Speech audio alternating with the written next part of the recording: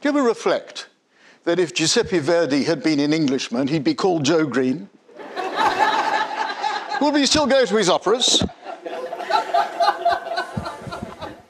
He wrote his operas to great acclaim, grand marches, overtures, La Traviata, but still I wonder what lies in a name.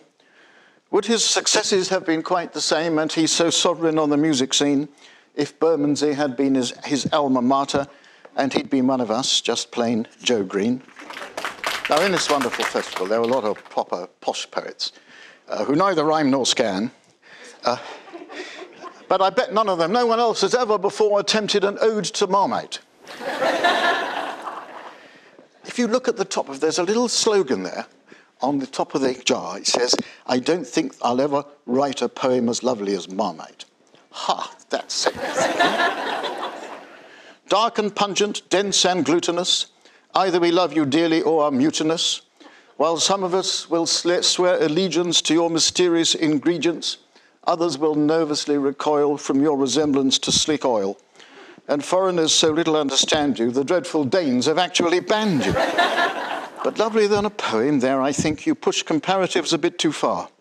And yet you save us from the demon drink and the intoxications of the bar when we decide to have another job. And this is something that actually happened to me. All this is from life, not from academia. I left the House of Commons, but I was standing outside it, chatting to a policeman I know. A couple of young Australians came up and said, "Mate, is this a cathedral?" Ha. Well, outside our grand Gothic Parliament stood two Australians, young and innocent, who wondered, "Mate, is this a great cathedral?" Thinking of sleaze substantial and procedural, I answered them as one who disbelieves. "Sadly, my friend, it is a den of thieves." I was the BBC's chief Washington correspondent for 12 years, and I didn't understand it when I actually did a report once about the Boston Red Sox reserve team, a game which went on forever. Theoretically, there is no end to baseball. So this is about baseball. They found a game remarkably like cricket, without the fine leg, cover drive or wicket, and turned it somehow, there are many theories, into a strange and alien sport of medium complexity and unremitting tedium, played by Americans and Japanese, Canadians and Cubans, none but these, and called it the World Series. And this put me in mind of cricket.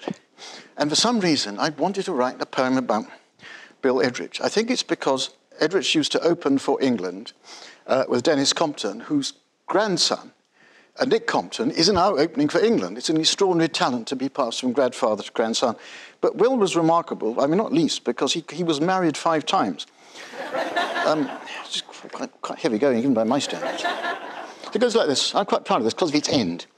The one and only Bill Edridge, Grand Master of the cricket pitch, was noted for his cover drives and lived the raciest of lives, prolific both in runs and wives. With such potential to fulfill, no one could play away like Bill. He added heroism to the mix, flew Blenheim bombers in the war, smiting the enemy for 4 and sometimes for 6.